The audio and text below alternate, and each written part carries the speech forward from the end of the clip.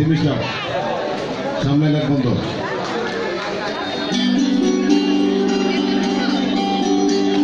শুধু মন্ডলী, আমলাপাড়া পূজা কমিটির 134তম দুর্গাপূজা উপলক্ষে সকলকে জানাই শারদীয় শুভেচ্ছা ও আন্তরিক অভিনন্দন।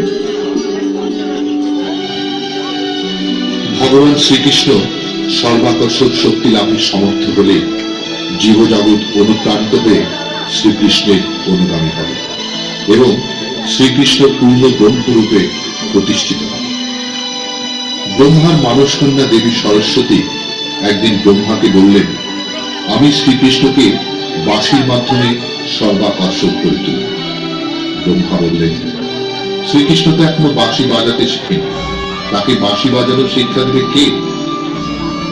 দেবী সরস্বতী আত্মপ্রত্যয়ী হয়ে বললেন, আমি তাকে বাঁশি বাজানোর শিক্ষা দেব।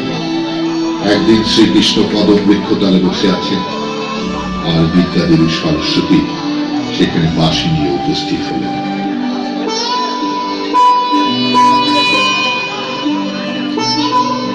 শ্রীকৃষ্ণ, আমি তোমাকে বাঁশিটি উপহার দিচ্ছি, এটি তুমি গ্রহণ করো। হে দেবী, আমি তো বাঁশি বাজাতে জানি না, সুর ছন্দ কিছুই জানি না, তাই আমি এই বাঁশি নিয়ে কি করব? এই বাঁশি তুমি মুখে স্পর্শ করলে সুর ছন্দে বাঁশি বেজে উঠবে।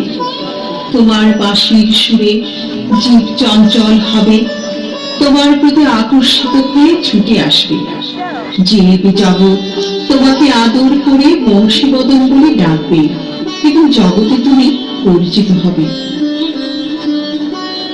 ওম সরস্বতী মহাভাগে বিদ্যে কমললোচনে বিশ্বরূপে বিশালাক্ষী বিদ্যাং দেহি নমস্তুতে।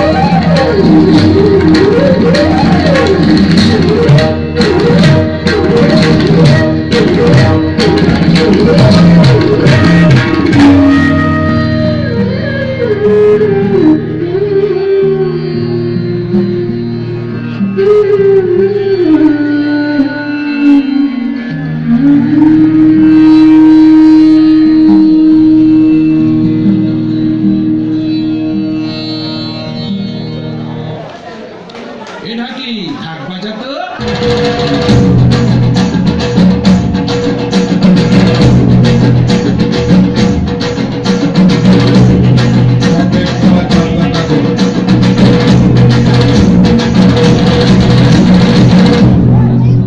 এলো যে মা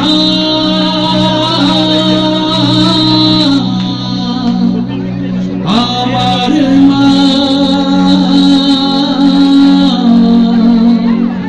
সবার মা দুর্গা মা।